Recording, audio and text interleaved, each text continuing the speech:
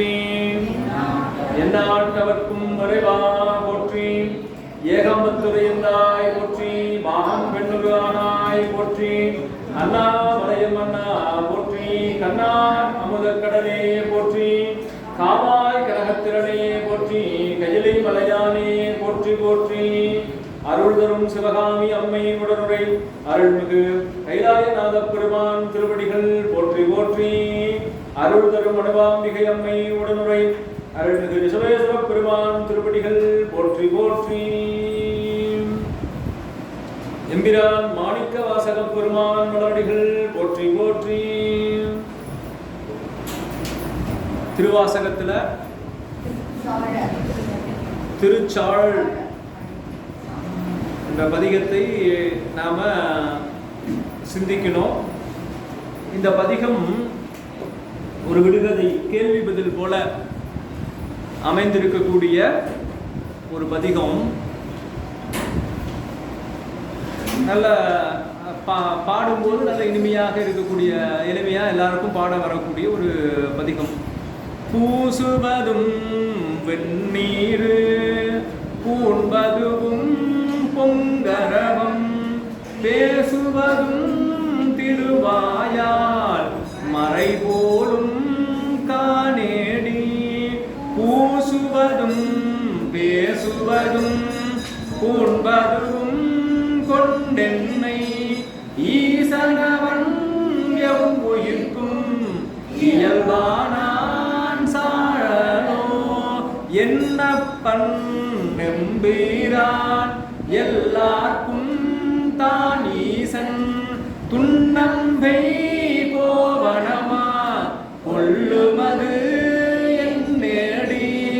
மண்ணுகளை துண்ணு பொருள் மறை நான்கேவான் சரடா தன்னையே கோவணமா சாத்தினன்கான் சாழலோ.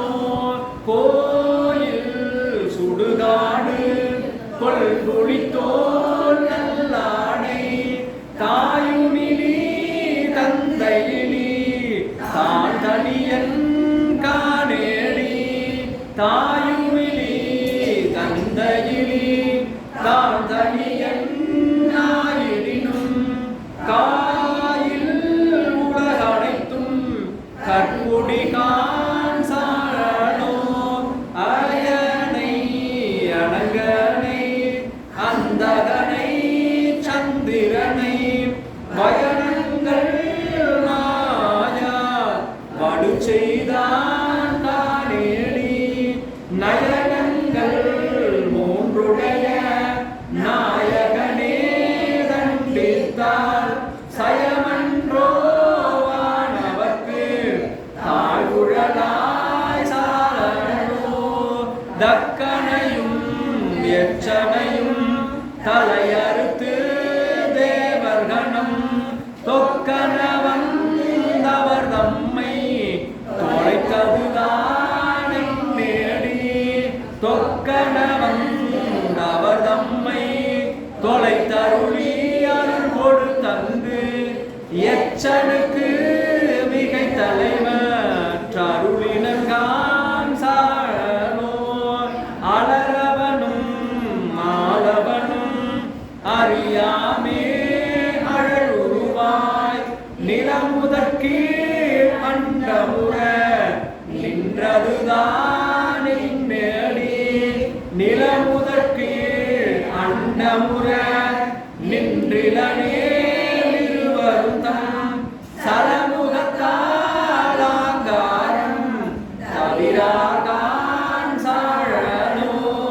மலைமகனை ஒரு பாகம் வைத்தலுமே மற்றொருத்தி சலமுகத்தால் அவன் சடையில் பாயுமது நேடி. சலமுகத்தால் அவன் சடையில் பாய்ந்திலே தரணி எல்லாம் விலமுகத்தே புக பாய்ந்து பெருங்கேடாம் சாழலோ.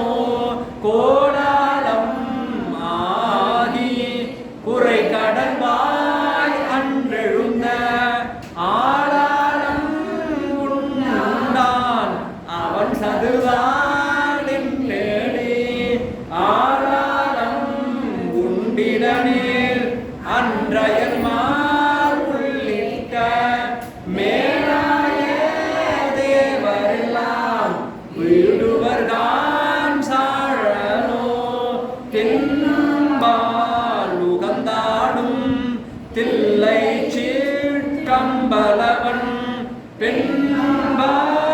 பெண்பாலுகந்தான் பெரும்பிச்சன் காணேடி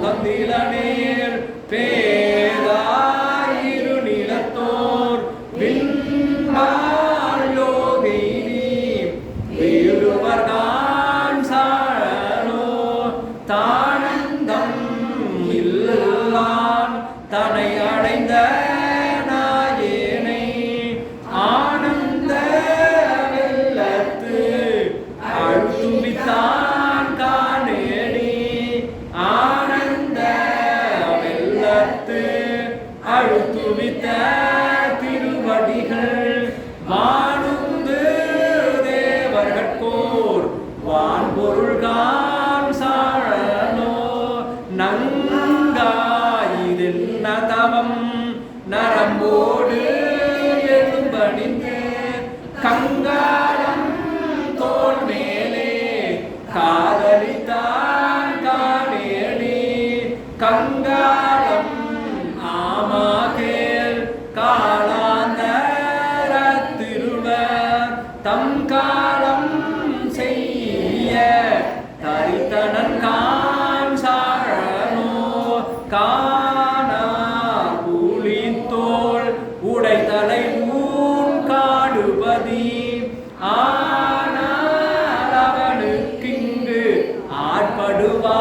ஆட்படுவாரேடி ஆனாலும் கேளாய் அயனும் திருமாலும் வானாட போகும் வழியடியார் சாழலோ மலையறையன் பொற்பாவை வாழ்முதலால் வெண் திருமை உலகறிய தீர்வேட்டான் என்னுமது என்னேடி உலகறிய தீவேளாது ஒழிந்தனே உலகனைத்தும் கலை நவின்ற பொருள்களெல்லாம் கலங்கிடும் கான் சாழலோ தேன்புக்க தன்பனை சூழ் தில்லை சிற்றம்பலவன் தான்புக்கு நட்டம்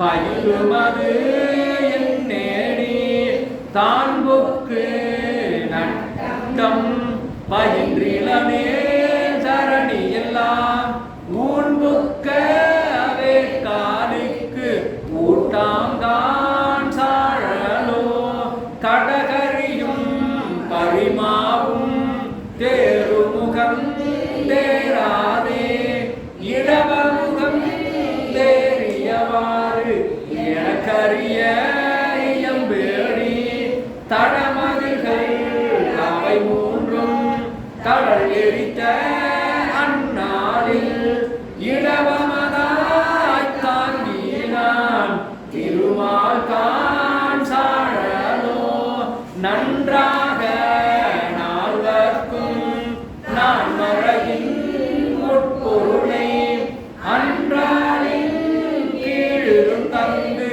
அறமுறைத்தான் காணேடி அன்றாலின் கீழும் தங்கு அறமுறைத்தானாயிடினும் கொன்றான் கான் புறம் ஒன்றும் கூட்டோடே சாழலோ அம்பலத்தே கூத்தாடி அமுது செய்ய வழி திரியும் நம்பனையும் தேவனின்று நன்னுமது என்னேடி நம்பனையும் ஆமாகேல் நான் வரைகள் தாம் அறியா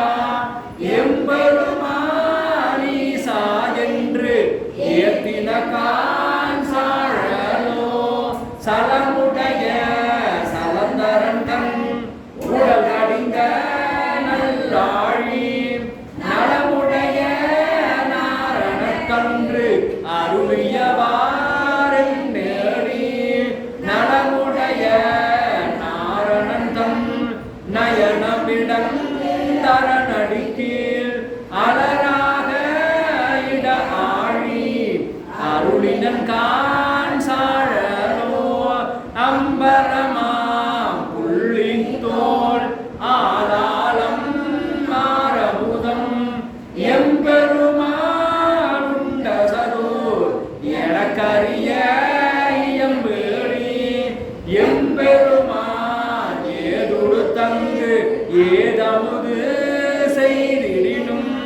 தம் பெருமை தான் அறியா தன்மயங்கான் சாழலோ அருந்தவர் காலின் கீழ் அறமுதலானாங்களையும்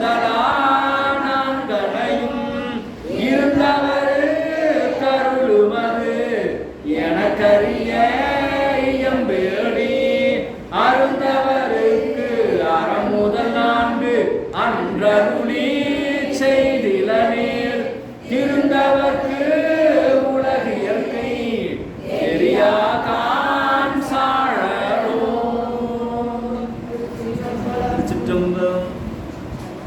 திருச்சாளர் ரொம்ப அது ரெண்டு அறிவும் 2 பேர் மாற்றி மாற்றி பாடும்போது அவ்வளோ ஒரு அருமையாக இருக்கும். பூசுவதும் வெந்நீர், பூண்பதுவும் பொங்கு அரவம், பேசுவதும் திருவாயால் மறைபோலும் காணேடி. ஒரு பெண் கேட்கிறா, பூசுவதும் வெந்நீர், சிவபெருமான் பூசிருக்கிற அவன் மற்றவங்களாம் என்னென்னமோ பூசுவாங்க, சென்ட்டு அத்தர் ஜவ்வாது இப்போ என்னென்ன இருக்கோ அதெல்லாம் பூசுவாங்க. ஆனால் இவர் பூசிருக்கிறது வெந்நீர். பூண்பதுவும் பொங்கரவம், எல்லாரும் பல்வேறு விதமான அணிகலன்கள் தங்கத்தில், அதில் வைரம் வைடூரியம் என்னென்ன இருக்கோ அதெல்லாம் பதிச்சு வச்சு நிறைய நவமணிகளான ஆபரணங்கள் அணிவாங்க. ஆனால் அவர் என்ன பூண்டிருக்கிறார் அப்படின்னு சொன்னால் பாம்புகளை அணிந்திருக்கிறார்.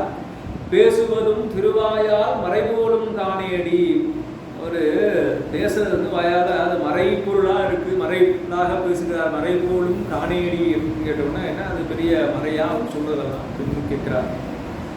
அதுக்கு அடுத்த பெண் பதில் சொல்றா, பூசுவதும் பேசுவதும் பூண்பதும் கொண்டென்னை ஈசனவன் எவ்வுயிர்க்கும் இயல்பானான் சாணலோ.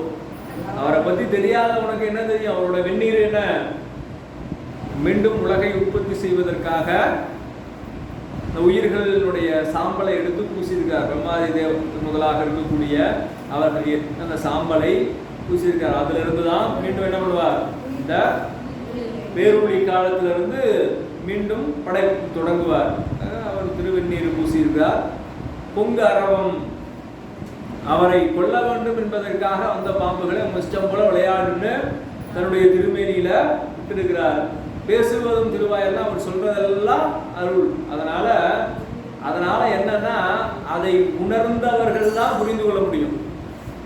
இப்போ இல்லாதவர்களுக்கு அவர் ஏதோ சுடுகாட்டு சாம்பலை பூசிக்கொண்டு ஏதோ பாம்புகளை உடம்புல போட்டுக்கிட்டு ஏதோ இஷ்டத்துக்கு எதையோ பேசி திரியக்கூடிய ஒரு பித்தரை போல தெரியலாம். ஆனால் பூசுவதும் பேசுவதும் பூண்பதும் கொண்டென்னை ஈசன் அவன் எவ்வுயிர்க்கும் இயல்பானான் சாடலோ. எல்லா உயிர்க்கும் அருள் செய்கிறவன். இப்போ எல்லாருக்கும் அருள் செய்ய முடியாது இல்லையா? நம்ம ஒருத்தருக்கு உதவி செய்யணும், நமக்கு வேண்டியவர்களுக்கு உதவி செய்வோம். வேண்டாம் கேட்டால் இல்லைப்போ நீ செஞ்சதுக்கு நீ அனுபவிப்படா அப்படின்னு தான் நம்ம சொல்லுவோம். ஆனால் எவ்வுயிர்க்கும் இயல்பாக அருளக்கூடிய தன்மை உடையவன் இறைவன் அப்படின்னு இங்கே அதை சொல்றா. அடுத்து திரும்ப 2வது பாடல்ல, என்னப்பன் எம்பிரான் எல்லாருக்கும் தான் ஈசன் துண்ணம்பை கோவணமா கொல்லுமது என்னேடி மண்ணுகளை துண்ணு பொருள் மறைநான்கே வான்சரடா தன்னையே கோவணமா சாத்தினான் சாடலோ. இப்போ என்னப்பா அது வந்து என்னப்பன்னு எல்லாம் சொல்றீங்க, எம்பிரான்னு எல்லாம் சொல்றீங்க, எல்லாருக்குமே அவன் தான் கடவுள்னு சொல்றீங்க. அப்படிப்பட்ட இறைவன் ஏன் கோவணமா கட்டியிருக்கிறான் அப்படின்னு கேட்கிறார். துண்ணம்பை கோவணமா கொள்ளுமது என்னுடைய கோவணத்தை கட்டியிருக்கார் அப்படின்னு கேட்ட உடனே அந்த பதில் சொல்றா, மண்ணுகளை துண்ணு பொருள் மறைநான்கே வான்சரடா தன்னையே கோவணமா சாத்தினன்கான் சாடலோ. பெருமான் எதை கோவணமா அணிந்திருக்காருன்னா, கலை பொருட்களை கொண்டிருக்கக்கூடிய வேதத்தையே கோவணமாக அணிந்திருக்கின்றார். கோவணம்னு அவங்க யார் ஞாபகம் வரணும்? அமர்நீதி நாயனார் ஞாபகம் பண்ணணும். ஏன் அவர்கிட்ட கோவணத்துக்கு சண்டை போட்டு சாமி வாங்கிட்டு வந்தார் தெரியுமா?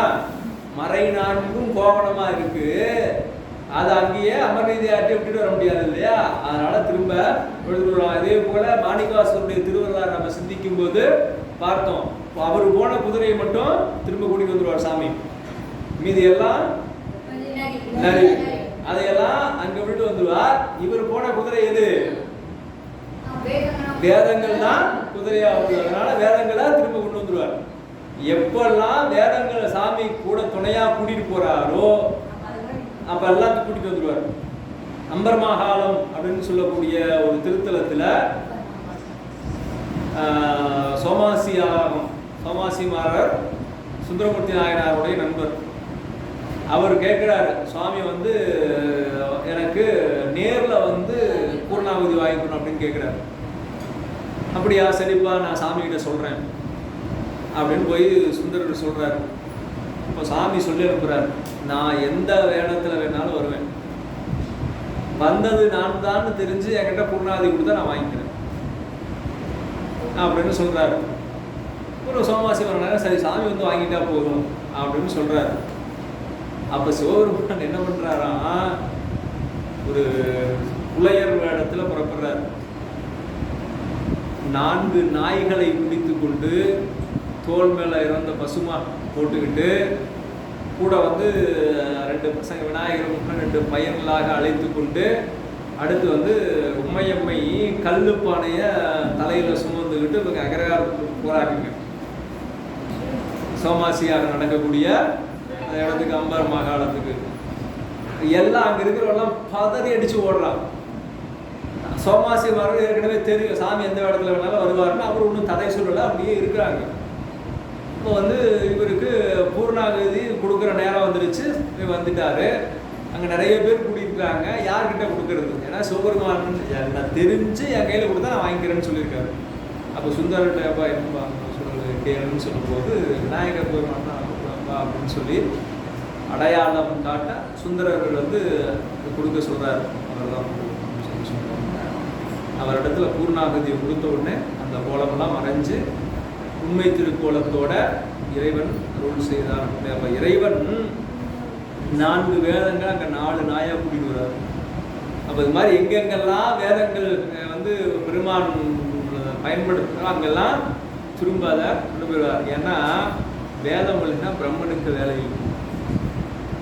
வேதத்தை கொண்டு தான் பிரம்மன் செயல்படுறதுனால அதை எங்கே போனாலும் பெருமான் எடுத்துட்டு வந்துடுவார்.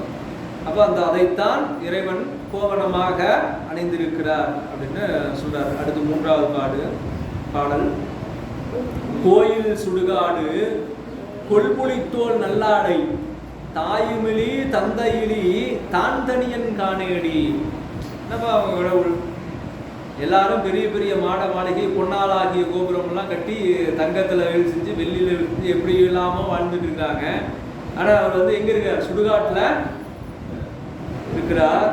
கொள்புளித்தோல் நல்லாடை பட்டு பீதாம்பரம்லாம் என்னென்ன வகையான ஆடை எல்லாம் இருக்கோ அதெல்லாம் போடாமல் இவர் வந்து புளித்தோலை போட்டு கொண்டிருக்கிறாரு அப்படின்னு கேட்டு, சரி தாயுமிலி தந்தையிலி தான் தனியன் காணேடி. ஒருத்தர் பெருமையாக சொல்லணும்னா எங்கள் அப்பா யார் தெரியுமா அப்படின்னு சொல்லணும். இவருக்கு ஏதாவது தாயும் கிடையாது தந்தையும் கிடையாது அப்படின்னு சொல்லி சொல்கிறா. அதாவது வந்து இது வந்து எப்படி அப்படின்னு சொன்னால் வஞ்ச புகழ்ச்சின்னு சொல்லுவாங்க இல்லையா, இகழ்வது போல புகழ்வது. தாயும் தந்தையும் இல்லப்பா அவனுக்கு அப்படின்னு ஒரு இழிவா சொல்றதில்ல. தாயும் இழி தந்தை இழின்னு அப்படி இழிவா சொன்னாலும் அவன் எப்படிப்பட்டவன்? தோன்றாதவன். புதிதாக தோன்றாதானே, புதுசாக தோன்றாதானே அப்பா அம்மா வேணும். அவன் எப்போதும் இருக்கக்கூடியவன். அதனால அவனுக்கு அது தேவையில்லை. தாயுமிலி தந்தையிலி தான் தனியனாயிடினும். சாமி தனியாக தான் இருப்பார், தனிமையுடையவராக இருப்பார். அவருக்கு யாரும் உடன் பிறந்தார் கிடையாது, பெற்றோர் கிடையாது. அப்படி இருந்தாலும் காயில் உலகனைத்தும் கற்பொடிகான் சாழலோ. கல்ல பொடி பண்ண என்ன ஆகும்? மண்ணாயிடும். சிவபெருமானுக்கு கோபம் வந்தா எல்லா உலகங்களும் மண்ணாயிடும். அவன் எவ்வளவு பெரியவன் தெரிஞ்சுக்க. இதெல்லாம் போட்டிருக்கிறதுனால அவனை சாதாரண ஆள் நினைச்சுக்காத. எளிமையாக உடை அணிந்திருக்கிறதுனால அவளை சாதாரணம் நினைச்சிடாத அப்படின்னு சொல்லி திரும்ப 2வது அடுத்த படையை சொல்றாங்க. அடுத்து 4வது பாடல். அயனை அனங்கனை அந்தகனை சந்திரனை பயணங்கள் மாயா வடு செய்தான் காணேடி. லட்சியாகத்துல எல்லாருக்கும் அடி விழுது. அயன் பிரம்மன், அனங்கன். அனங்கன்னா மன்மதன். இங்க ஒவ்வொருத்தரையா சொல்லிட்டே வர்றார். அயன் பிரம்மன் தலை கிள்ளியது, அனங்கன் சொல்லக்கூடிய காமன் அவனை எரித்தது, மன்மதனை எரித்தது, அந்தகன் அந்தகாசுரனை பண்றது, சந்திரன் அழித்தது. இப்படி வயனங்கள் மாயா வடு செய்தான் காணேடி, அவர்களுக்கெல்லாம் உடம்புல வடு ஏற்படும்படியாக செய்தவன். அதெல்லாம் எதுக்கு செய்யறான் அப்படின்னா, அடுத்து சொல்ல நயனங்கள் மூன்றுடைய நாயகனே தண்டித்தால் சயமன்றோ ஆனவர்க்கு தாழ்வுகளாய் சாலனோ. இதெல்லாம் தேவர்களுக்கு கிடைத்த பெரும் பேறு. நயனங்கள் மூன்றுடைய நாயகனே தண்டித்தால், மூன்று கண் நெற்றிக்கண் சேர்த்து மூன்று கண்ணுடைய முக்கட்பெருமானே தண்டித்தால் எவ்வளவு பெரிய புண்ணியம் இல்லையா? இப்போ சில பேர்லாம் பெருமையாக நினைப்பாங்க இல்லையா? அப்பெல்லாம் நடக்கும், இப்பெல்லாம் அப்படி நடக்காது. பாதிய போய் நான் என்ன சொன்னாலும் அடங்க மாட்டேங்கிறாங்க, ஹெட் மாஸ்டர்கிட்ட கொண்டு போயிட்டேன். ஹெட் மாஸ்டர் அடிச்சா அது ஒரு டே நான் ஹெட் மாஸ்டர்கிட்ட அடி வாங்கணும்டா. அப்போ உலகத்துக்கு தலைவனாக இருக்கக்கூடிய இறைவனே வந்து அது ஒரு பெரும் என்று சொல்லி அவர் வந்து சயமன்றோ வானவர்க்கு. இதெல்லாம் எதுக்குன்னா வானவர்க்கு வெற்றி தேடிக்கிற அவர்களுடைய தீமையை நீக்கி அவர்களுக்கு வெற்றியை தருவதற்காக இருக்கக்கூடிய நிலை அப்படின்னு சொல்றார். அடுத்த 5வது பாடல். தக்கனையும் எச்சனையும் தலையறுத்து தேவர்கணம் தொக்கன வந்து அவர் தம்மை தொலைத்ததுதான் என்னடி என்று கேட்கிறார். தக்கனையும், தக்கனுடைய வேள்வியில வேள்வி தலைவனாக இருந்தவனையும் தலை அறுத்து அவங்க 2 பேருடைய தலையை எடுத்துடுறாரு. அப்படி எடுத்துட்டு தேவர்கணம் தொக்கன வந்த அவர் தம்மை தொலைத்ததுதான் என்னடி, அந்த யாகத்துக்கு வந்த தேவர்கணங்களை எல்லாம் அட்டி விளாசி எடுத்துடுறாங்க. வேள்வி தலைவன் அந்த வேள்விக்கு ஆசாராக என்னவா 2 பேர் பாடுறாங்க. அதாவது வந்து இந்த புத்த சமயத்தை சேர்ந்தவர்கள் இறைவனை பார்த்து அப்படி ஒரு கேள்வி கேட்பதாக. அதற்கு வந்து இலங்கையிலிருந்து வந்த அந்த அரசனுடைய ஊமை பெண்ணை மாணிக்கவாசக பெருமான் பதில் சொல்ல வைக்கிறார். அதை வச்சுதான் அந்த திருச்சாளர் பதிகம் வருது. முதல்ல அவங்க வாதத்துல வராங்க. வாதத்துல மாணிக்கவாசகர் வெற்றி பெறுறார். வெற்றி பெற்ற உடனே அவங்களாம் தோத்துடுறாங்க. அப்போ திரும்ப வந்து இந்த மன்னன் வரான். மன்னன் வந்த உடனே இப்படி நடுவர் இல்லாமல் எப்படி நீங்கள் சொன்னது தீர்ப்பு சரியாக இருக்கும், அதனால் யார் இந்த ஊமை பெண்ணை பேச வைக்கிறார்களோ அவர்களுடைய வாதம் தான் உண்மைன்னு நான் ஏற்றுக்குவேன் அப்படின்னு அவன் சொல்ல, புத்தர்கள் எல்லாம் இப்படி வாதம் செய்து பார்க்குறாங்க. அப்படி இல்லை, ஆனால் அப்படி அவங்க வந்து இறைவனை பழித்து பேசிய ஒவ்வொன்றையும் அவர்கள் கேள்வியாக கேட்பதாக வைத்து மாணிக்கவாசகர் சொல்ல அந்த ஊமை பெண் இவ்வாறு பதில் சொல்வதாக அந்த பதிகம் அமைந்திருக்கு. இன்றைக்கும் நம்முடைய சைவர்கள் பல இடங்களில் பேச முடியாமல் இருக்கக்கூடியவர்களுக்கு இந்த பதிகத்தை தொடர்ந்து யாரெல்லாம் பாராயணம் பண்ணி வராங்களோ அவங்களுக்கு பேச்சு வரும் அப்படிங்கிறது பிரபு. அதே போல் சீர்காழிக்கு பக்கத்தில் இருக்கக்கூடிய திருக்கோலக்கா அப்படிங்கிற அந்த திருத்தலத்தில் உமையம்மை வந்து ஓசை கொடுத்த நாயகி அப்படின்னு அப்படி பேர். அதனால் அந்த திருத்தலத்தில் போய் வழிபாடு பண்ணாலும் வாய் பேச முடியாத இருக்கக்கூடிய சூழலில் இருக்கக்கூடிய குழந்தைகள் அங்கே சென்று வழிபாடு பண்ணியும் இந்த பதிகத்தை பாராயணம் செய்து வந்தாலும் அவர்களுக்கு பேச்சு திறன் கிடைக்கும் அப்படிங்கிறது வந்து கண்கூடாக நடந்து கொண்டிருக்கக்கூடிய உண்மை. அதே போல் யாரெல்லாம் பேச்சுத்துறையை தேர்ந்தெடுக்கணும் அப்படின்னு நினைக்கிறீங்களோ அவர்களெல்லாம் இந்த பதிகத்தை பாராயணம் பண்ணால் அவர்களுடைய பேச்சு நாவன்மை அதிகரிக்கும் அப்படிங்கிறதையும் நிறைய பார்க்கலாம்.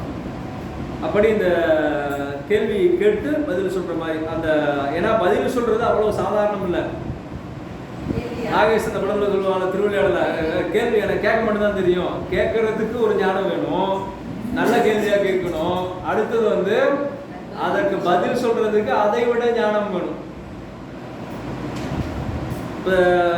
இப்போ நம்ம அவுட்மார்னு வச்சுக்கோங்களேன், நீங்களாம் கேள்வி கேட்கக்கூடாது, நான் சொல்கிறத மட்டும் தான் கேட்டுக்கணும் அப்படின்னு எப்படி நம்ம சொல்கிறோமோ அது மாதிரி கேள்வி கேட்டால் பதில் சொல்கிறதுக்கு ஒரு தனித்த ஞானம் வேணும். எல்லாரும் எல்லா இடத்துலையும் பேசிட முடியாது. இப்போ ஒரு தனித்த மேடையில் பேசலாம், பட்டிமன்றத்தில் பேச முடியுமான்னா அதுக்கு தனித்திறமை வேணும். ஏன் திறமை வேணும் அப்படின்னு சொன்னால், அங்கே நாம் பேசுறது மட்டும் முக்கியம் இல்லை, எதிரணியில என்ன பேசுறாங்கிறத கேட்டு அவங்க கேட்கிற கேள்விக்கு பதில் சொல்ல தயாரா இருக்கும். இன்னைக்கு அப்படியெல்லாம் நடக்கிறது இல்லை. எல்லாம் முன்கூட்டியே பிளான் பண்ணி என்ன சொல்றது, ரிட்டர்ன் ஸ்டேட்மெண்ட் எல்லாம் கை மாறி என்னென்ன இவங்க யோசிச்சு வச்சிருக்கிறாங்க, அவங்க என்னென்ன பதில் சொல்லணும், இந்த கேள்விக்கு யார் பதில் சொல்லணும், இந்த கேள்விக்கு யார் பதில் சொல்லணுங்கிற வரைக்கும் அது வந்து ஃபிக்ஸ் ஆகி தான் இன்றைக்கி வருது. அப்புறம் அது போக டிவியில் அங்கே 3 மணி நேரம் நடந்தாலும் டிவியில் 1 மணி நேரத்தில் எடிட் பண்ணி போடுறது இப்போ நிறைய இருக்குது. ஆனால் பட்டிமன்றத்தில் பேசுகிறதுக்கு ஒரு தனித்த அறிவிப்பு வேணும். அதே போல் சமயங்களை பற்றி பேசும்போதும் நல்ல அறிவிப்பு இருக்கக்கூடியவர்கள் தான் அந்த விடையை கேட்கக்கூடிய தடைகளுக்கு, அந்த கேள்விகளுக்கு விடைகளை சொல்ல முடியும். அப்படி சொல்லி கொண்டிருக்கிறார். அந்த தேவர்கணங்களை எல்லாம் வச்சு ஒட்டு மொத்தமாக அடித்து அவர்களுக்கு கொடுக்குறாங்க. சரி, அப்படி ஏன் அதெல்லாம் செய்கிறார் அப்படின்னா, எதுக்காக அதை செய்தார் அப்படின்னா, தக்கனையும் தொக்கனவன் தவர் தம்மை தொலைத்தருளி அருள் கொடுத்து, இதெல்லாம் என்னன்னா இறைவனுடைய மரக்கருணை, திரும்பவும் தீமை செய்யாமல் இருக்க வேண்டும்ங்கிற உணர்வு அவர்களுக்கு வரணும்னு தான் அதை செய்கிறார். இல்லைன்னா இறைவனுக்கு அதனால் ஆக வேண்டியது ஒன்றும் இல்லை. ஆனாலும் அவர் அதை மீண்டும் மீண்டும் ஏன் இந்த உயிர்களுக்கு அந்த மரக்கருணையை நிகழ்த்துகின்றார் என்று சொன்னால், அந்த உயிர்கள் உயிர் பெறுவதற்காக. எச்சனுக்கு மிகைத்தலை மற்ற அருளினன்கான் சாடலோ, திருமதற்கு ஆட்டுத்தலையை திரும்ப கொடுக்கிறார். வேள்வியில் உமையம்மை வந்து கேட்ட உடனே அந்த ஆட்டுத்தலையை அவனுக்கு மீண்டும் கொடுக்கிறார் இறைவன் அப்படிங்கிறத அதை திரும்ப சொல்கிறாங்க. அடுத்து 6வது பாடல். அலரவனும் மாலவனும் அறியாமே அழல் உருவாய் நிலமுதற்கீழ் அண்டமுற நின்றதுதான் என்னடி. திருமாலும் பிரம்மனும், அதில் பிரம்மன் சொல்றார், பிரம்மனும் திருமாலும் அறியாதவாறு சிவபெருமான் ஏன் அழல் உருவாக, நெருப்பு உருவாக நின்றார், எதுக்கு நின்றார் அப்படின்னு கேட்டார். நிலமுதற்கீழ் அண்டமுற நின்றிரனேல் இருவரும் தம் சலமுகத்தால் அங்காரம் தவிரார்கான் சாடலோ. 2 பேரும் எதுக்காக என்ன பண்றாங்க, நான் தான் பெரியவன், நான் தான் பிரம்மம் அப்படின்னு சொல்லி அகங்காரம் பிடிச்சு 2 பேரும் பெரிய வாக்குவாதம் செஞ்சுட்டு இருக்காங்க. இப்ப 2 பேர் வாக்குவாதம் செய்யறது, சம பலத்தில் இருக்கிறவங்க வாக்குவாதம் செய்ய ஆரம்பிச்சா அதுக்கு முடிவே கிடையாது, உலகமே அழிஞ்சு போயிடும். இப்ப என்ன செய்யலாம், பாரத போர்ல அந்த காட்சி வரும். கடைசியா அசோத்தாமன் என்ன செய்வான், இதுக்கு மேல போர் செய்து துரியோதனனை வெற்றி பெற வைக்க முடியாதுன்னு 17வது நாள் போர்ல, கடைசி நாள் போருக்கும் அந்த 17வது நாள் போர்லன்னு எதிர்பார்க்கணும். எனக்கு நினைவில் இல்லை, பாரதம் படிச்சு ரொம்ப நாள் ஆச்சு. இப்போதான் அம்மா கொடுத்துருக்காங்க, இனிமேல் தான் படிக்கணும். அப்போ வந்து அதை பார்த்துட்டு அதில் வந்து என்ன பண்ணுறான், போரில் வெற்றி கொள்ள முடியாதுன்னு சொல்லி அசுவத்தாமன் பிரம்மாஸ்திரம் அப்படின்னு சொல்லக்கூடிய கடைசி நிலையக்கூடிய இந்த உலகங்களையே அழிக்கக்கூடிய அஸ்திரத்தை எழுதணும். அதே அஸ்திரம் வந்து அர்ஜுனனோட 2 பேரும் 2 பிரம்மாஸ்திரம் ஒண்ணுக்கு ஒண்ணு மோத ஆரம்பிச்சதுன்னா உலகமே அழிஞ்சிடும். அப்ப என்ன செய்ய வந்து, நீங்க 2 பேரும் அந்த அஸ்திரத்தை திரும்ப வாங்குங்க, அதை வந்து பிரயோகப்படுத்த கூடாதுன்னு சொன்னா அர்ஜுனன் திரும்ப அந்த அஸ்திரத்தை வாங்கி அசோத்தாமனுக்கு திரும்ப எடுக்க முடியாது. ஆமா, அதனால என்ன நடக்குதுன்னா, சரி ஏதாவது ஒரு இலக்கு நிர்ணயித்து அதை தாக்க சொல்லி அதை விட்டுட்டு, அப்போதான் அந்த உத்திரை அப்படின்னு சொல்லக்கூடியவருடைய கர்ப்பத்தில் இருக்கக்கூடிய அந்த குழந்தை, அதில் இருந்து ஆண்டவருடைய வம்சமே அழிஞ்சு போகும்போது அந்த கர்ப்பத்தில் இருந்து அந்த குழந்தையை காத்தல் அப்படின்னு வரும். அப்போ 2 பேர் சமபலம் உள்ளவர்கள் அல்லது வந்து முரட்டு பிடிவாதம் உள்ளவர்கள் 2 பேர் சண்டை போட்டுட்டே இருந்தாங்கன்னா அதுக்கு ஒரு முடிவே கிடையாது. அதனால அதை சொல்றார், சலமுகத்தால் ஆங்காரம் தவிரார்கான் சாடலோ. அவங்க பாட்டு அவங்க சண்டை போட்டுட்டே இருந்தா இந்த பக்கம் நடக்கக்கூடிய படைப்பு தொழிலையும் இங்க நடக்கக்கூடிய காத்தல் தொழிலையும் யார் செய்யறது? அப்ப என்ன செய்யறார், 2 பேரும் போய் வேலையை பாருங்க அப்படின்னு சொல்லி சாமி நடுவில் ஒரு அழுவாக நின்று அவர்களை பிரித்து, நான் உண்மையான பரம்பொருளாக இருப்பது இறைவன் தான், ஆணவம் விட்டாதான் அவரை அடைய முடியும் என்கின்ற நிலையை அவர்களுக்கு எடுத்து காட்டுகின்றார். அடுத்து 7வது பாடல். மலைமகளை ஒரு பாகம் வைத்தலுமே மற்றொருத்தி சலமுகத்தால் அவன் சடையில் பாயுமது என்னேடி. இந்த மலைமகளை தான் ஒரு பாகத்தில் வச்சிருக்கிற, இடப்பாகத்தில் உமையம்மை தவம் இருந்து அந்த இடப்பாகத்தை பெற்றிருக்கின்றார். அப்படி இருக்கக்கூடிய உமையம்மை இருக்கும்போது அவரையே மற்றொருத்தி சலமுகத்தால் அவன் சடையில் பாயுமது என்னேடி, அப்புறையே இன்னொரு பக்கம் வந்து கங்கையை தலையில் வச்சிருக்கார் அப்படின்னு கேட்கிறார். அப்படி கேட்ட உடனே திரும்ப பதில் சொல்கிறார்.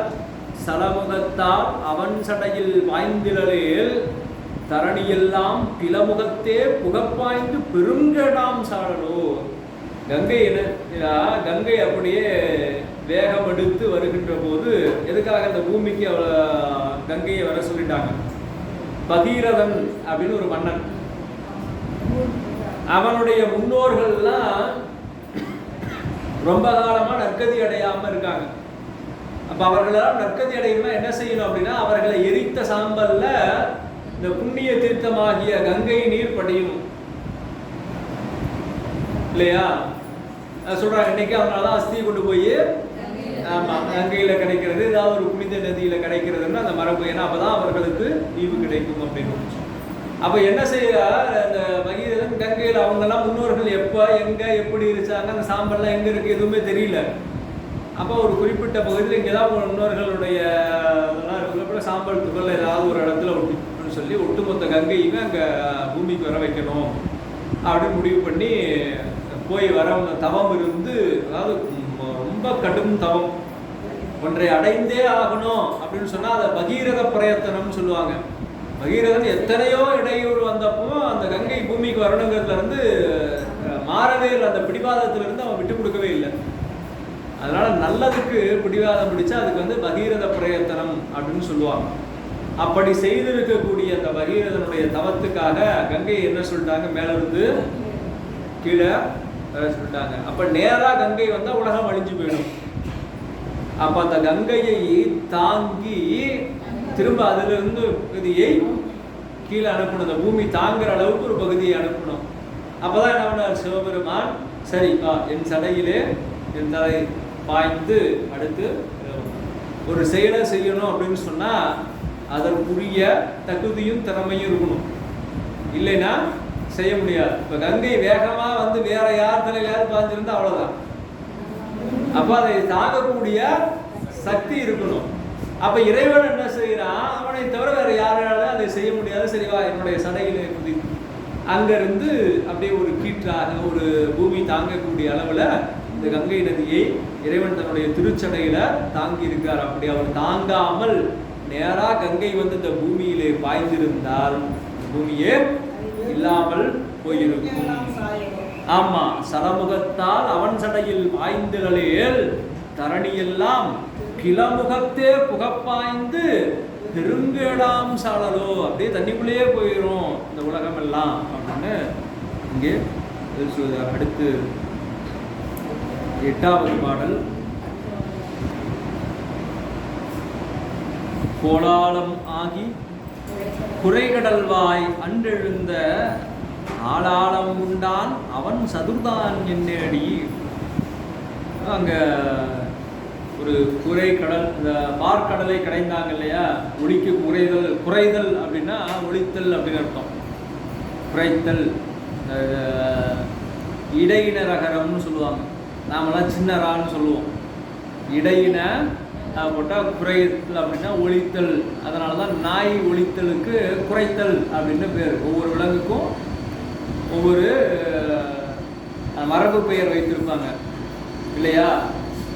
நாம் இன்னைக்கு அது எல்லாத்தையும் ஒரே கத்துது அப்படின்னு சொல்லி ஒரே வார்த்தையில் சொல்லிடுறோம்.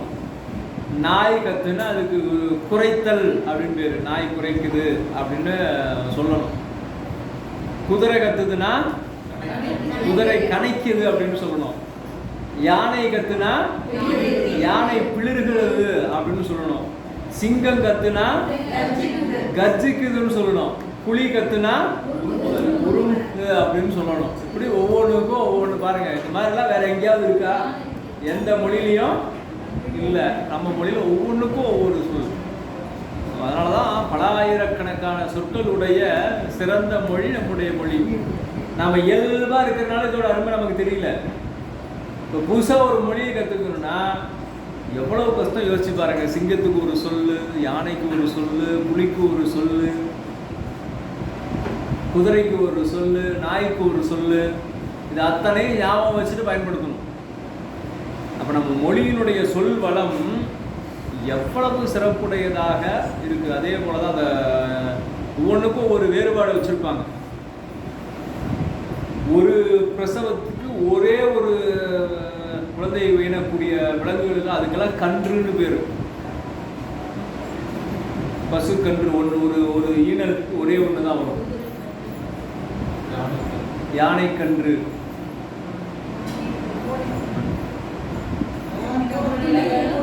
நிறைய போட்டுச்சுன்னா அது பேர் குட்டி. 2க்கு மேல வந்ததுனால அதில் குட்டி. அது வந்து பன்மை சொல்ல குட்டின்னு நம்ம பயன்படுத்துறோம். அதுவும் ஒவ்வொன்றும். சிங்கத்துக்கு குருளைன்னு சொல்லணும், புலிக்கு பறல்னு சொல்லணும், புலிப்பறல்கள் புலிக்குட்டின்னு சொல்லணும். நான் முன்னையெல்லாம் சொல்லிடுறோம். இப்போ எல்லாத்தையும் குட்டி தான். நாய்க்குட்டி, பூனைக்குட்டி, புலிக்குட்டி, ஆட்டுக்குட்டி, ஆமாம் எல்லாம் அதை சொல்ல நம்ம எல்லாத்தையும் குட்டின்னு பயன்படுத்துகிறோம். ஆனால் சிங்கத்துக்கு குருளை, புலிக்கு பறல், அப்படி அதெல்லாம் வந்து மரபு இலக்கணம் அப்படின்னு ஒரு நம்முடைய தமிழ் மொழிக்கு எழுத்து, சொல், பொருள், யாப்பு அப்படின்னா பொருள் இலக்கணத்தில் மரபியல் அப்படின்னு ஒரு பகுதி வருது. இதையெல்லாம் இப்படி தான் சொல்லணும்னு ஒரு மரபு இருக்கு. அந்த மரபுப்படி தான் அந்த சொற்களை கையாளணும் அப்படின்னு இதெல்லாம் அந்த மரபியல்ல வரக்கூடிய செய்திகள். கன்று பாட்டில் கூட வருமே, மோதி பார்க்காதே என்னை கண்டு இவன் யானை கண் இல்ல நீ வாழை தண்டு இவன் யானை கன்று அப்படின்னு வரும். அப்பெல்லாம் கொஞ்சம் மாதிரி இலக்கணமா எழுதினாங்க.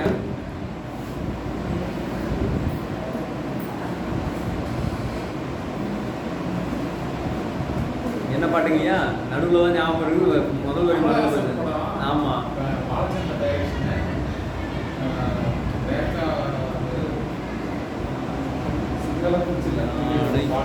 இப்பெல்லாம் ரொம்ப மறதி ஆயிடுது. சரி, நமக்கு வயசாகுதுல்ல. இப்ப இருக்கிற பாட்டு இல்ல, அப்ப இருக்கிற பாட்டுமே ஒரு காலத்துல என்ன சொல்றது பாடி இருந்தோம். இந்த திருச்சாளர்லாம் மனப்பாடமா பாடுவோம் 20 பாட்டையும். இன்னைக்கு வந்து இப்போ ஒவ்வொரு பாட்டையும் பார்த்து பார்த்து படிக்க வேண்டிய சூழல் இருக்குது. அவ்வளோ மறதி ஆகுது. ஏன்னா நம்ம தொடர்ச்சி அதில் இல்லை. தொடர்ச்சியாக அதே நிலையில் இருந்தோம்னா பெரும்பாலும் மறக்காது. அப்போவே சிலது மறந்து போகும். இருந்தாலும் தொடர்ச்சி இருக்கும்போது மறக்காது. அப்படியே பல்வேறு பணிகளில் ஓடுறதுனால அப்போல்லாம் நிறைய முற்றோதல் மற்றதுக்கெல்லாம் போகும். இப்போல்லாம் அதுக்கெல்லாம் வாய்ப்பே கிடைக்கிறது இல்லை. அப்படியே நம்ம பாட்டு நம்ம ஓடிக்கிட்டே இருக்கணும். அப்போ சொல்கிறாங்க, குறைகடல் வாய் அன்றெழுந்த ஆளாளம் உண்டான் அவன் சதுர்தான் என்னடி. அப்பா ஆழகால விஷத்தை எடுத்து குடிச்சாப்பா, அவ்வளோ பெரிய வலிமையான. ஆமாம், எதுக்காக குடித்தார், எதற்காக குடித்தார் அப்படின்னா, ஆளாளம் உண்டிலனில் அன்று அயன்மால் உள்ளிட்ட மேலாய தேவரெல்லாம் வீடுபடுகிறான் சாளர்கள். அன்னைக்கு மட்டும் பெருமான் அந்த ஆழகால விஷத்தை எடுத்து குடிக்கலைன்னா தேவர்கள் முதலாக இருக்கக்கூடிய அத்தனை பேரும் அழிந்து போயிருப்பார்கள். அயன்மால் உள்ளிட்ட பிரம்மனும் திருமால் உள்ளிட்ட அத்தனை தேவர்களும்.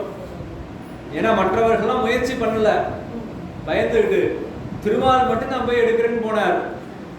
அவர் போய் மேனி கருத்து அவரும் தோல்வி அழுவி திரும்ப வந்துட்டார்.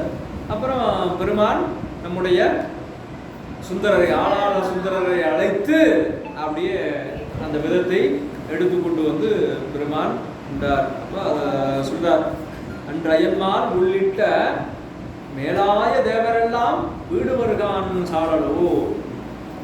அடுத்து 9வது பாடல், தென்பால் உகந்தாடும் தில்லை சிற்றம்பலவன் தென்பால் உகந்தான் பெரும்பித்தன் காணேடி. தென் திசையில போய் ஆடிக்கொண்டிருக்கக்கூடிய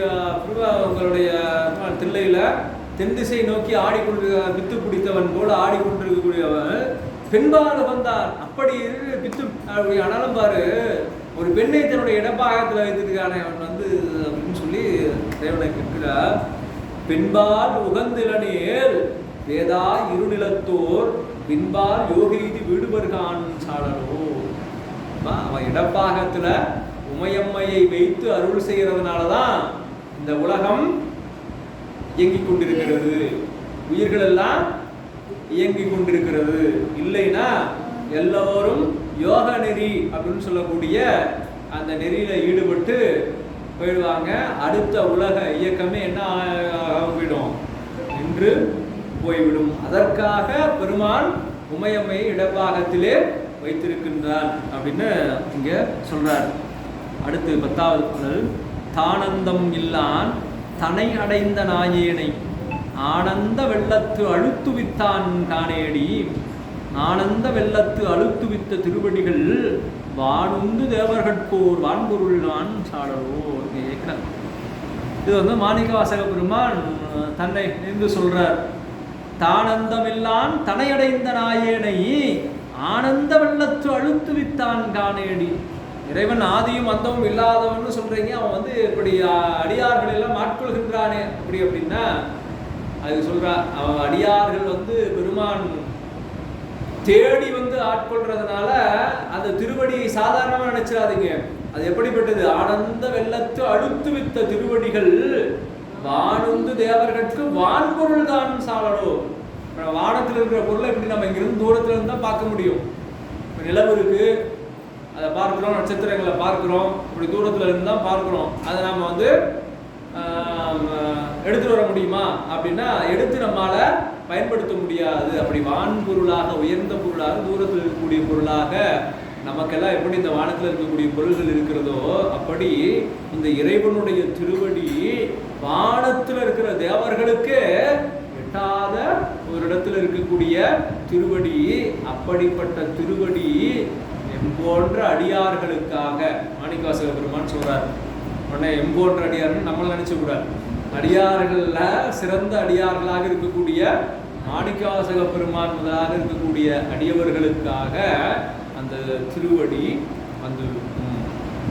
பார்த்தீங்கன்னா பெருமானுடைய திருவடி தோய்ந்த திரு ஆரூர்ல வரவேநாச்சியாருடைய திருக்கோயில் நாளைக்கு குடமுழுக்காக, வரவேநாச்சியாருடைய திருமாளிகை நாளைக்கு குடமுழுக்காகக்கூடிய நிறைய கோயில்கள் இங்கே புறவார் பனங்காட்டூர் என்று சொல்லக்கூடிய பனையபுரம் குடமுழுக்கு, திருச்செந்தூர் குடமுழுக்கு, திருக்கொட்டாரம்னு அங்கே சொல்லக்கூடிய கோட்டாறு அப்படிங்கிற திருத்தலம், ஐராவதேஸ்வரர் கோயில், அந்த மாதிரி நிறைய திருக்கோயில்கள் நாளை குடமுழுக்காகுது. இந்த திருவடியை சொன்னதுனால அந்த திருவடி தோய்ந்த திருவாரூர் நகரத்தில் நாளை அந்த குடமுழுக்கு சிறப்பாக நடக்க இருக்கின்றது சொல்லி அந்த பெருமானுடைய திருவடி தேவர்களுக்கும் எட்டா திருவடியாக இருக்கக்கூடியது அப்படின்னு சொல்றார். அடுத்து 11வது பாடல். நங்காய் இது என்ன தவம் நரம்போடு எழும்பணிந்து கங்காலம் தோல் மேலே காதலித்தான் காணேடு. என்ன பெரிய தவமா, என்ன சொல்றது, என்ன தவம்? எப்ப பார்த்தாலும் எலும்பையும் மண்டை ஓட்டையும் தன்னுடைய உடலில் சூடிக்கொண்டிருக்கக்கூடிய பெருமான் கங்காலம் தோல் மேலே காதலித்தான் காணேடி. கங்காலம் அப்படின்னா கபாலம், அந்த மண்டை ஊட வைத்திருக்கார் அப்படின்னு சொல்லி கேட்கிறா. அடுத்து விடைய சொல்ற. கங்காலம் ஆமா கேள் காலாந்தரத்து இருவர் தம் காலம் செய்ய தரித்தனன்கான் சாலரோ. அது கங்காலம்னா ஏதோ சாதாரண நினைச்சுக்காத, அது பிரம்மனுடைய திருமாலுடைய மண்டை ஊடு. நம்ம ஏதோ பெருமானுடைய மண்டை ஊடு வச்சிருக்காரு அப்படின்னா ஏதோ நம்ம ஊர்ல இங்க பக்கத்துல இருந்து போனவங்களோட மண்டை ஊடு இல்லை, தேவர்களோட மண்டை ஊடு கூட கிடையாது. அது பிரம்மனுடைய திருமாலுடைய மண்டை ஊடுகளும் எலும்புகளும் பெருமான் அணிந்திருக்கிற காலாந்தரத்து இருவர் தம் காலம் செய்ய தரித்தனன்கான் சாலலோ. அவங்களுடைய ஆயுட்காலம் முடிஞ்சதுக்கு பின்னால அதை எடுத்து பெருமான் தரித்துக் கொள்கிறார். நம்ம பார்க்கிறோம். இப்போ நம்ம ஒரு கணக்கு ஏற்கனவே முதல் வகுப்புகளெல்லாம் சில கணக்குகள் சொல்லியிருப்போம் இல்லையா? தேவர்களுக்கெல்லாம் எவ்வளோ ஆயுட்காலம், பிரம்மனுக்கும் திருமாலுக்கும் எவ்வளோ ஆயுட்காலம் அப்படின்னு. அதான் நாவுக்கரசு பெருமான் சொல்லுவார், 100 கோடி பிரம்மர்கள் நொந்தினர், 6 கோடி நாராயணர் அங்கனே, 7 கங்கை மணல் எண்ணில் இந்திரர், ஈரில்லாதவன் ஈசன் ஒருவனே. அப்போ நம்மளுடைய வாழ்நாள் நமக்கு ஒரு ஆண்டு தேவர்களுக்கு ஒரு நாள். அப்படி அந்த தேவர்களுக்கு ஒரு நாளில் இருக்கக்கூடிய வருடங்களில் 100 வருடங்கள் முடிஞ்சால் தேவனுடைய ஆயுள், இந்திரனுடைய ஆயுள் முடிஞ்சு, இந்திரன் முதலாக இருக்கக்கூடிய தேவர்களுடைய ஆயுள் முடிஞ்சு. தேவர்களுக்கு ஒரு ஆண்டு இருக்கிறது, பிரம்மாவுக்கு ஒரு நாள். தேவர்களுக்கு ஒரு ஆண்டு, பிரம்மாவுக்கு ஒரு நாள். அந்த ஒரு நாள் கணக்கில் 100 வருஷம் முடிஞ்சால் பிரம்மாவினுடைய ஆயுள் முடிஞ்சிடும். அடுத்து பிரம்மாவினுடைய ஆயுள் காலத்தில் 1 வருஷங்கிறது திருமாலுக்கு ஒரு நாள். அதில் 100 வருஷம் ஆனால் திருமாலுடைய ஆயுள் முடிஞ்சிடும். இப்படி அந்த எண்ணிக்கை ஒவ்வொன்றையும் 365ஆல் பெருக்கிக்கிட்டே போகணும். அது போனோம்னா திருமாலினுடைய ஆயுட்காலமும் பிரம்மாவினுடைய ஆயுட்காலமும் அந்த வேரியேஷன் இது வரைக்கும் எவ்வளோ பிரம்மா இருக்கிறாங்கன்னா 100 கோடி பிரம்மா இருந்தால் அதுக்கு ஈக்குவலாக 6 கோடி திருமால் இருந்திருப்பாங்கன்னு கணக்கிட்டு நம்மளுடைய அருளாளர்கள் சொல்லியிருக்காங்க பாருங்கள். அப்போ இவங்களுக்கே இவ்வளோ காலம்னா இந்திரன்லாம் எவ்வளோ போயிருப்பாங்க அப்படின்னா அது ஒரே வார்த்தை சொல்லிட்டாரு, கங்கையில் இருக்கக்கூடிய மணலெல்லாம் அதை விட அதிகமாக இந்திரர்கள் இருப்பார்கள் அப்படின்னா நாமெல்லாம் எவ்வளோ போயிருப்போம்னு யோசிச்சு பாருங்க. அப்போ அந்த கங்காலம் மண்டை இந்திரனே கணக்கில் வரலைங்கிறாரு. அப்போ அதையும் தாண்டி நாம போயிருப்போம். அடுத்து 12வது பாடல், காணார் புலித்தோல் உடைதலை ஊன் காடு பதி.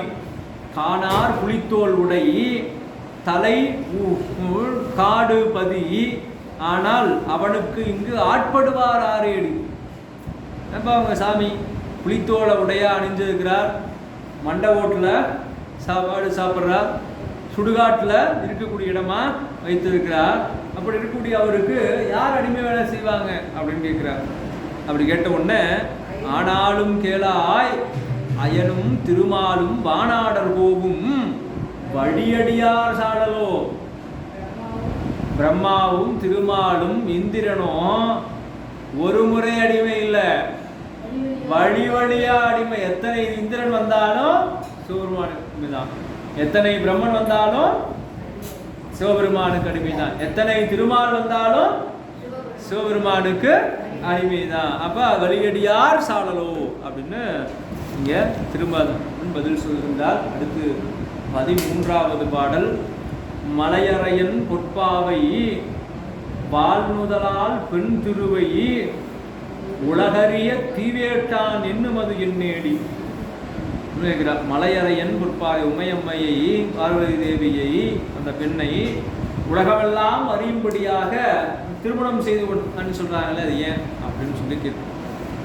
உலகறிய தீவேளாது ஒளிந்தனேல் உலகனைத்தும் கலைநவின்ற பொருள்களெல்லாம் கலந்திடும் தான் சாடலோ. இந்த உலகமே இல்லாமல் போய்விடும். ஏன் அப்படின்னா இந்த இல்லறம் இருந்தால் தான் அடுத்தடுத்து தலைமுறைகள் தோன்றி திரும்ப இந்த உலகத்தில் இருக்கக்கூடிய பொருட்கள்லாம் இப்போ இல்லைன்னா என்ன ஆகும், அது இல்லாமலே போய்விடும் என்று சொல்லி இந்த 13வது பாடலில் நமக்கு அருளி இருக்கின்றார். அடுத்து 14வது பாடல், தேன்புக்க தன்பனை சூழ் தில்லை சிற்றம்பலவன் தான்புக்கு நட்டம் பயிலுமது என்னேடி கேட்கிறார். ஏன் அப்படி பெருமான் சிதம்பரத்தில் அப்படி ஆடிக்கொண்டிருக்கிறார் அப்படின்னு கேட்கிறார். அந்த இடத்துல போய் தான் நடனம் ஆடணுமா என்ன அப்படின்னு கேட்ட உடனே, அப்படி பெருமான் ஆடலைன்னா தான்புக்கு நட்டம் பயின்றனேல் தரணியெல்லாம் ஊன்புக்க வேட்காலிக்கு ஊட்டாம்கான் சாடலோ. இந்த உலகம்லாம் என்ன ஆயிருக்கும் தெரியுமா, காளி, அந்த காளியினுடைய உக்கிரத்தை பெருமான் ஆடி அவளை தோல்வியுறச் செய்து தவிர்க்கலைன்னா அவள் என்ன நினைப்பார், ஆக்ரோஷத்தில் அந்த கோபத்தில் இந்த உலகத்தையே அழித்திருப்பாள். வேட்காலிக்கு ஊட்டாம்கான் சாடலோ அப்படியே எடுத்து ஆமா ஒதுங்கிடுவா. அதனால அதை தவிர்ப்பதற்காக பெருமான் அங்கே ஆடி அருள் செய்தான் அப்படின்னு சொல்றார். அடுத்து 15வது பாடல்ல, கடகரியும் பரிமாவும் தேருமுகந்து ஏறாதே இடவமுகந்து ஏறியவாறு எனக்கரிய இயம்பேடி. கடகரியும் பெரிய யானை, பரிமாவும் குதிரை, தேரும் முகந்து ஏறாத பெரிய தேர், இதுல எல்லாம் உங்க சாமி போகாம இடவா முகந்து ஏறியவாறு காளைய போய் அதுல போய் ஏறி போயிட்டு இருக்காரு உங்க சாமி. இந்த காளைய எத்தனை நுட்பமா பதிவு செய்வார் சுந்தரமூர்த்தி நாயனா. திருமுருகன் குண்டி திருத்தலத்துல ஒரு சேரமான் பெருமாள் இருந்து பொண்ணெல்லாம் வாங்கிட்டு வருவார். வாங்கிட்டு அப்படி வரும்போது சிவபெருமான் என்ன செய்வார், வேடர்கள் உருவத்தில் சிவகணங்களை அனுப்பி அவருடைய பொருளை எல்லாம் கவர்ந்து கொண்டார். அப்படி கவர்ந்து கொண்ட உடனே இவர் போய் பாடுறாரு, ஏறுகால் இட்டது இல்லை ஆகி வீடில் எத்துக்குங்கிருந்தீர் எம்பிரான் நீர்.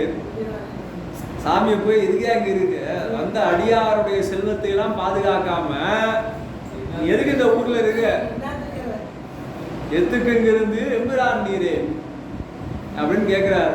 ஏன் உன்னோட காலைக்கு என்ன காலா ஒடிஞ்சு போச்சு, அதுல ஏறி போக வேண்டியதான வேற ஊருக்கு, இங்கேயாங்க இருக்கிற அப்படின்னு சொல்லி இறைவனை பார்த்து கேட்பதாக அந்த திருப்பதிகம் வரும். அது எல்லா பாட்டிலும் கேட்பார், எத்துக்கிருந்து எங்கிருந்து எம்பிரான் நீரே அப்படின்னு அந்த பதிகத்தில் முழுக்க கேட்டுட்டே வருவார்.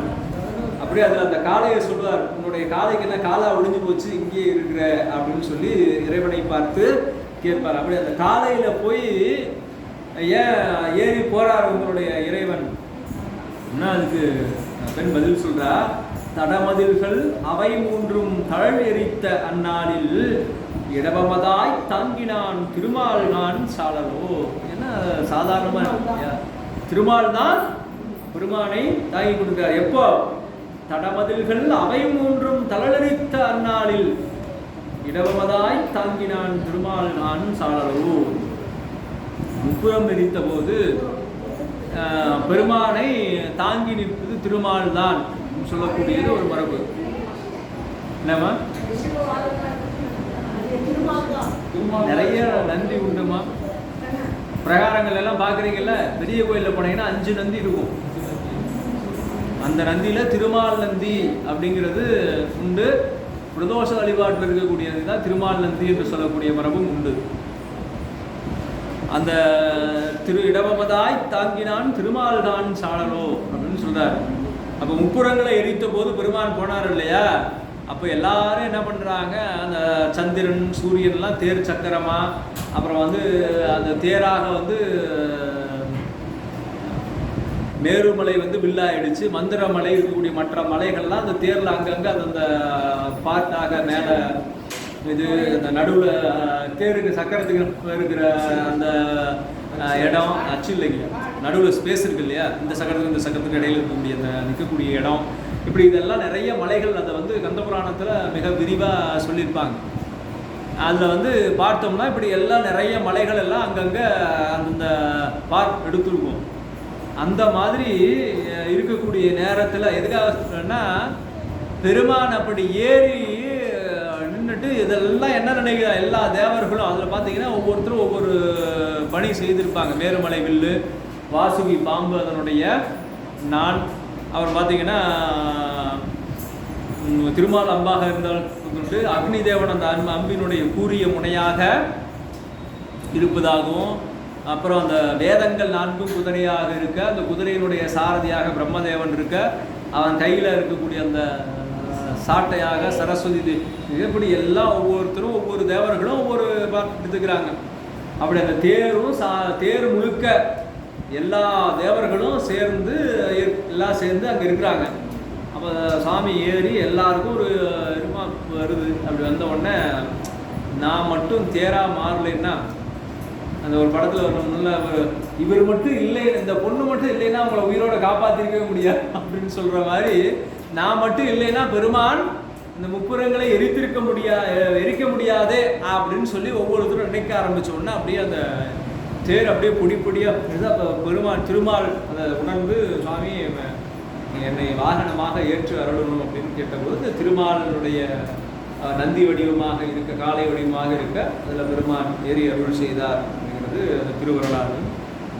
அடுத்து 16வது, நன்றாக நால்வர்க்கும் நான்மறையின் உட்பொருளை அன்றாளின் கீழிருந்து அங்கு அறமுறைத்தான் காணேடி. அன்றாளின் அப்படின்னு கேட்கிறா. நன்றாக நால்வர்க்கும் நான்மறையின் உட்பொருளை, இந்த 4 பேருக்கு தட்சிணாமூர்த்தி வடிவம் எண்முகப்பரமாக இருக்கக்கூடிய தட்சிணாமூர்த்தத்தில் ஆலமரத்தின் கீழே இருந்து இந்த அறமுறை எதுக்கு இந்த அறமுறைக்கு அவ்வளவு சாந்தமான கடவுள் அவங்களுடைய கடவுள் அம்மா அப்படின்னு சொல்லிட்டு பதில் சொல்ல. அன்றாளின் கீழிருந்து அங்கு அறமுறைத்தான் ஆயிடினும் ஒன்றான்தான் புறம் மூன்றும் முட்டோடே சாலவோ. அவங்க திரும்ப சொல்றார். யார் அந்த 4வர்? சனகர், சனந்தனர், சனாதனர், சனத்குமாரர் என்று சொல்லக்கூடிய 4 பேர். பிரம்மனுடைய முதல் 4 பேரும் என்ன செய்கிறாங்க? எங்களுக்கு எவ்வளவு படித்தும் உண்மை பொருளை உணர முடியவில்லை என்று சொல்லி நின்றபோது அவர்களுக்கு சின்முத்திரை காட்டி சொல்லாமல் சொல்லி அருள் செய்த பெருமான். அப்படி அறமுறைத்தானே. எதற்காக? அப்படி அறமுறைக்கக்கூடிய கடவுள்னால ரொம்ப சாதாரணமாக நினைச்சுக்காதீங்க. அன்றாளின் கீழ் இருந்தங்கு அறமுறைத்தான் ஆயிடினும் கொன்றான்கான் புறம் ஒன்றும் கூட்டோடே சாலவோ. பெருமான் என்ன செய்வார்? அறக்கருணை காட்ட வேண்டிய நேரத்தில் இது போல அறக்கருணை மிக அமைதியாக காட்டுவார். மரக்கருணை காட்ட வேண்டிய நேரத்தில் முப்புறங்களை எரித்தது போல மரக்கருணையையும் காட்டுவார் என்று சொல்லி இங்கே அருளுகின்றார். அடுத்து 17வது பாடல். அம்பலத்தே கூத்தாடி அமுது செய்ய பலி திரியும் நம்பனையும் தேவன் என்று நன்னுமது என்னேடி கேட்கிறான். ஒரு இடம் இல்லாமல் அம்பலம் அப்படின்னு சொல்லக்கூடிய ஒரு மேடையில் போய் ஆடிக்கொண்டிருக்கக்கூடிய கூத்தாடி அமுது செய்ய பலி திரியும், பிச்சை எடுத்து உண்ணக்கூடிய அதற்காக தெரியக்கூடிய ஒருவனை தேவன் என்று நன்னுமது என்னடி. அவன் தான் பெரிய கடவுள்னு சொல்றான். என்னம்மா இது அப்படின்னு சொன்னா, ஆமா அப்படின்னு சொல்லி அவர் தான் பெரிய கடவுள் அப்படின்னு சொல்றியா அப்படின்னு சொல்லி கேட்கிறா. நம்பனையும் ஆமாகேல் நான்மறைகள் தாமரியா எம்பெருமான் ஈசா என்று ஏத்தினகான் சாளலோ. நான் எப்படி சொல்ற? 4 மறைகள் வேதங்களும் வேதங்கள் ஐயா என ஓங்கி நம்ம சொல்ல 4 மறைகள் என்ன சொல்லுதான்? தாம் அறியா எம்பெருமான். எங்களால் அறிஞ்சிக்க முடியாத அளவுக்கு, தெரிந்து கொள்ள முடியாத அளவிற்கு பெரியவனாக இருக்கக்கூடிய இறைவன் என்று சொல்லி வேதங்களே சொல்லுகின்றது என்று சொன்னால் எங்களுடைய பெருமானுடைய பெருமையை நீ அறிந்து கொள்வாயாக அப்படின்னு இங்க சொல்றார். அடுத்து சலமுடைய சலந்தரன் தன் உடல் தடிந்த நல்லாழி நலமுடைய நாரணற்கன்று அருளியவாறு என்னேடி.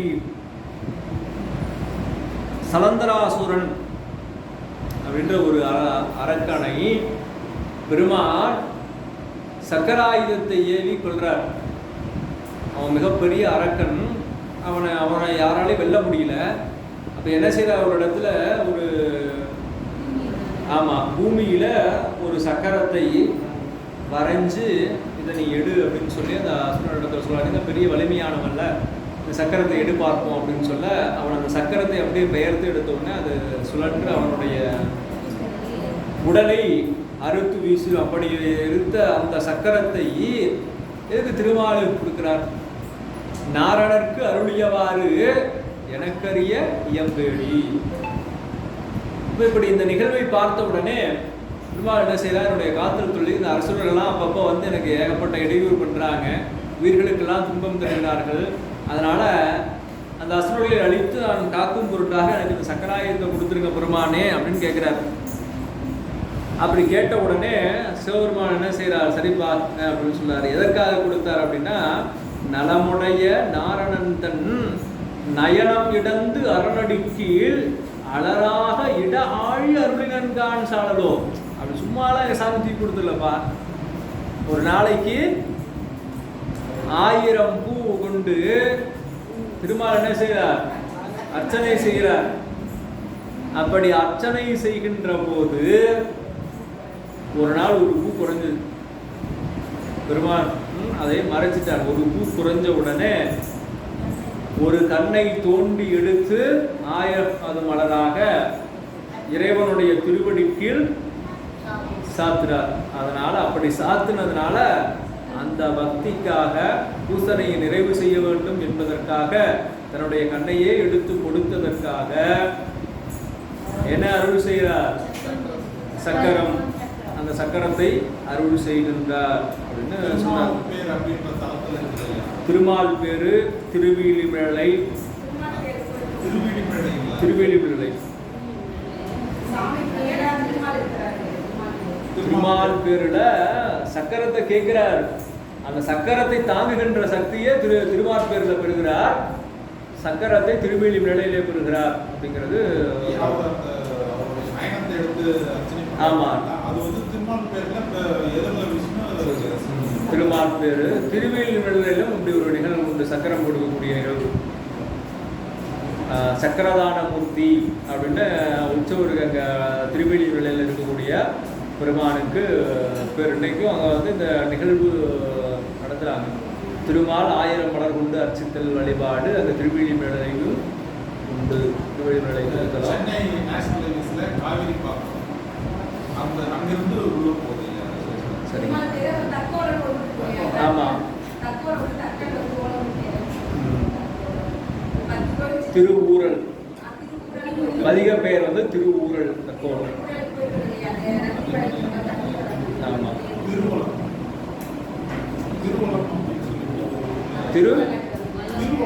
வல்லம். திருவிழிமிழலை நிறைய திருமுறைகள் வரும்.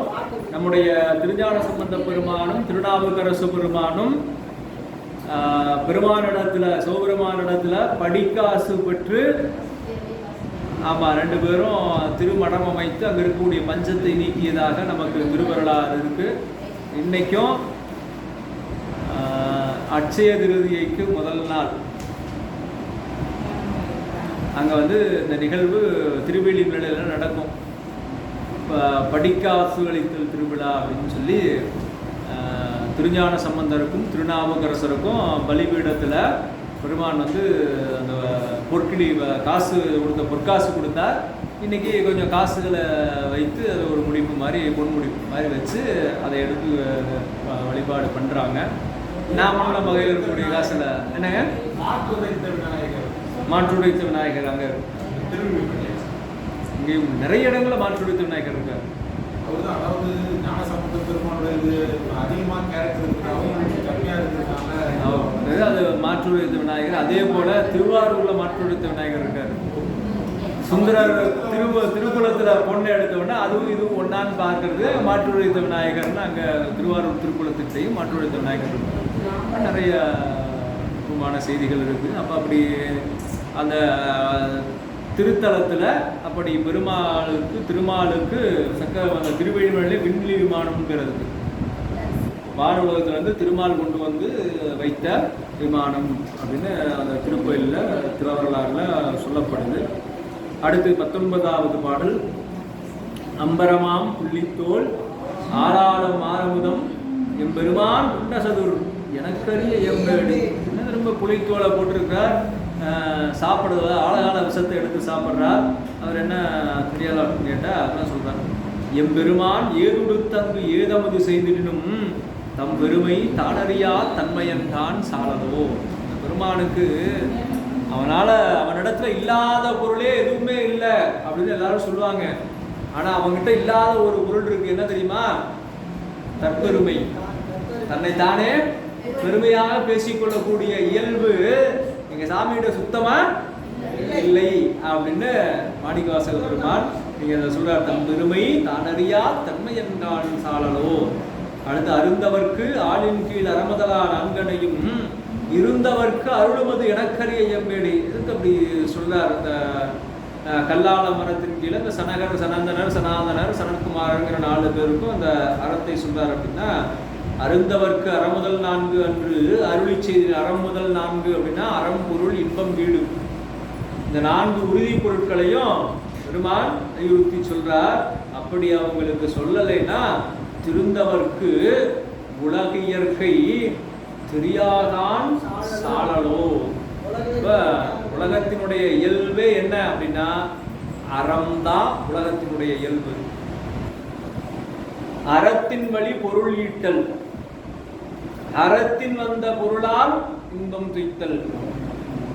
அந்த பொருளை கொண்டு அறத்தால் வந்த பொருளால் இன்பம் துய்த்து கடைசிய இன்பத்தையும் விட்டு வீடு பேறு பெறுதல். இதுதான். அதனாலதான் வள்ளுவர் சொல்றார், அறத்தால் வருவதே இன்பம்.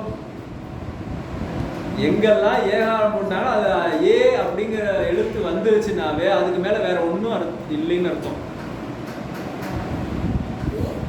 ஏ அப்படிங்கிற ஏகாரம் அப்படின்னு சொல்லுவாங்க. அறத்தால் வருவதே இன்பம், மற்றெல்லாம் புறத்த புகழும். இப்ப அறத்தால் பொருள் ஈட்டி அதன் மூலமாக ஈகை செய்து புகழ் பெறும்.